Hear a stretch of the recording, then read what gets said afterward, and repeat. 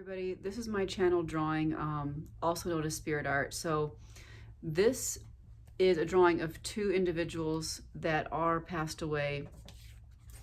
Well, at least they're from the spirit realm anyways. It's Terrence and Emerald. Her name might be Esmeralda.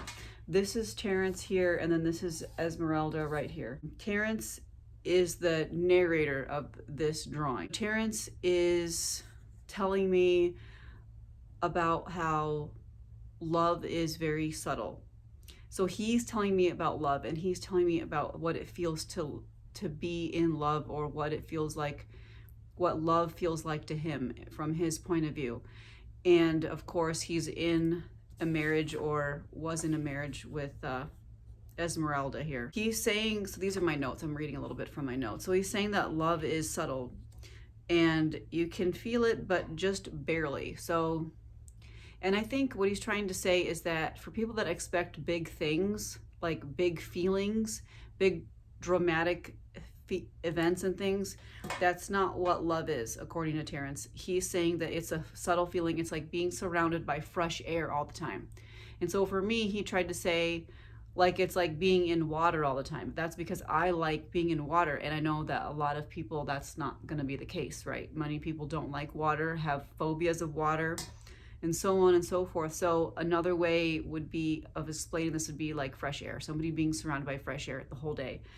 Because people usually have traumatic childhoods, or just traumatic things happen during their lives, it's harder for them to feel this subtle sensation of love. And so Terrence and Esmeralda, so I'm going to describe how Terrence looked physically in my mind's eye. He's a black man, but he had like a blotchy complexion. So maybe there was an issue with his, like, the melanin in his skin or something. He wasn't ugly, but he didn't have like a conventionally handsome look. He wasn't conventionally handsome by any means. He actually looked pretty young for his age. So I think when I was talking to him, he looked about 60s, but his eyes and in his demeanor, he looked a lot younger, like 30s and 40s.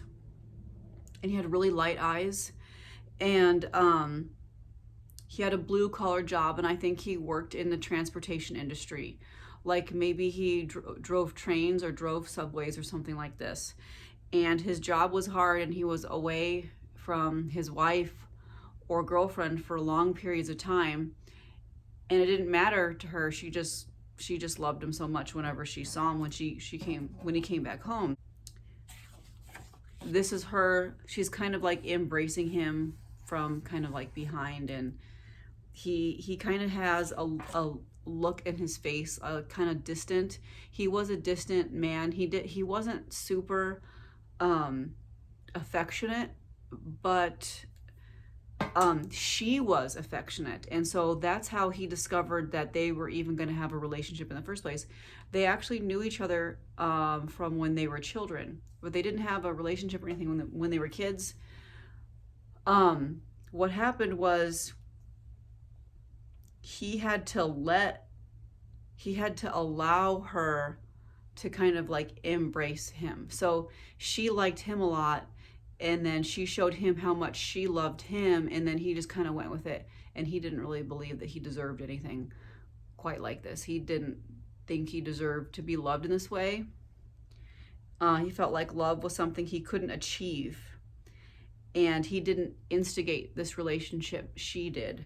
He said that many times people, like I was saying earlier, with a lot of trauma, in their lives, they can't feel love. They don't really know what it is, because they're expecting these, you know, big events, or something that would happen maybe like in a Disney movie, and that's not really how it happened, at least not for him. It wasn't more sort of like after a period of time, because he said love takes time, and this is even like one of those, an hourglass timers. It's about time and letting things, they take time, and love is the same way. It had to take him a while to realize how much he loved Esmeralda, because he was numbed. He's a numbed individual. but he loved her very, very much. But she was the one who had to kind of show him love. Her tenderness allowed him to feel love. So he was very dependent on how she felt and her softness. So yeah, I think he was describing her as kind of like quiet and gentle, and that's how his love was. So his love was quiet and gentle, and the whole relationship was driven by her affection. Obviously, he became more affectionate over time, but it was kind of driven by her and her sentiments. And so we also have these roses here. And so like roses, they take time. Oh yeah, so he called like unfoldment, like unfolding, like love unfolds over time. So like with the rose, the way the petals come out, it's like it's unfolding. The roses are unfolding.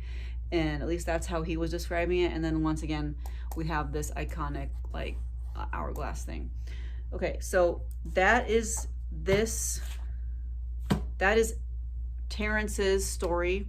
So I know it's a lot about love here. So I know that's also a very general